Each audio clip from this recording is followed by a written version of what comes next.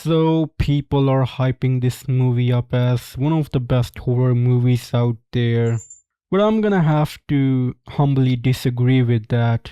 And I'm sure I'm not the first person who pointed this out after watching this movie, but I can understand why people might be fooled by the constant advertisement of this movie as one of the best horror movies out there. I'm gonna have to admit that even I was fooled. I mean, I saw some reels on Instagram titled one of the most horror or horror-esque movies out there, Weapons, you have to watch it. Of course, I don't watch the reels because I have to avoid the spoilers. I think for me personally, just the reputation of the movie is good enough. If enough people are saying a movie is good, it's probably good. The problem with this movie is that enough people were saying that this is a really good horror movie.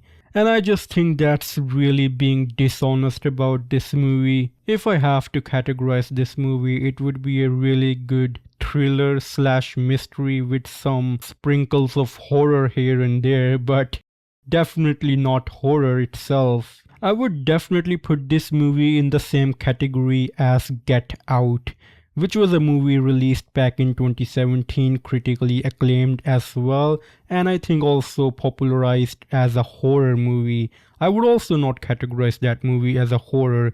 It was a really good movie, but not a horror one. This movie falls into a similar category in my opinion. There are hints of a supernatural element, much like in the movie Get Out, but it's not horror per se. That supernatural element exists, and now it's up to the human nature, how humans get to use that power, and that's where the horror slash thriller comes from. But if I'm sitting here and berating this movie for not being horror, does that mean that this movie is a bad one?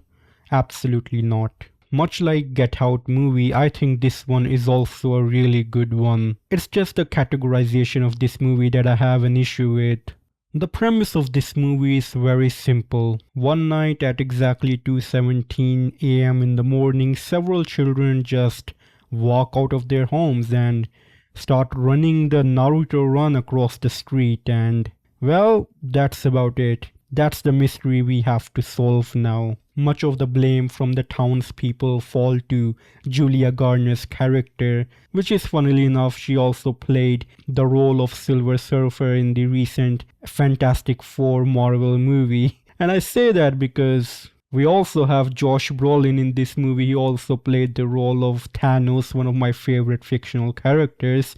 So basically we have a Thanos versus Silver Surfer going on in this movie. Basically the townspeople, Josh Brolin's character being the most vocal of them, blames Julia Garner's character for the disappearance of several children going missing, because Julia Garner's character plays the role of a teacher of a class that had almost all of their children gone missing except for just one. This movie is long.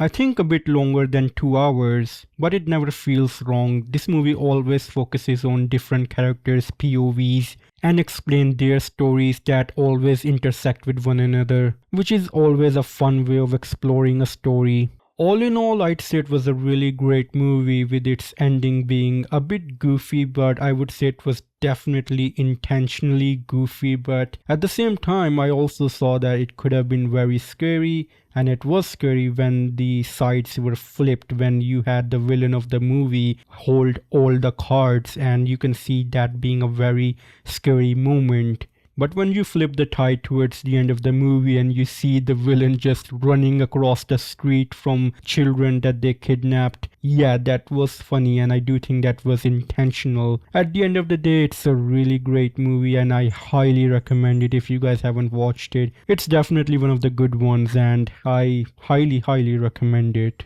And I'm definitely glad for having seen it, and I'm sure that you will also be happy to watch it. And if you have already watched it, let me know your thoughts in the comments down below. And as always, it's time for a goodbye.